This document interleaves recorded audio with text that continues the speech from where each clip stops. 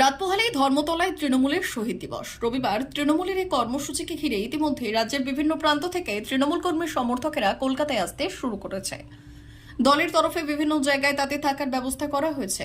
সেই রকম ট্রেনে করেও বিভিন্ন জেলা থেকে তৃণমূল কর্মীর সমর্থকেরা হাওড়ায় আসতে শুরু করেছে। আর এইসব কর্মী সমর্থকদের তৃণমূলের পক্ষ থেকে উত্তর হাওড়ার বেশ কয়েকটি জায়গায় থাকা খাওয়ার ব্যবস্থা করা হয়েছে। মেনুতে থাকছে ভাত, ডাল, সোয়াবিন, রাজমার তরকারি এবং ডিম সেদ্ধ। শনিবার সকালে সেই ব্যবস্থা ঘুরে দেখলেন রাজ্যের মন্ত্রী অরূপ রায়। এদিন মন্ত্রী বললেন, এবারে অন্যান্য বারের তুলনায় অনেক বেশি লোক সমাবেশে আসবেন, সেই কারণে এবার চাপও বেশি। তিনি বললেন, শনিবার সকাল থেকেই কর্মী সমর্থকরা আসতে শুরু করেছেন।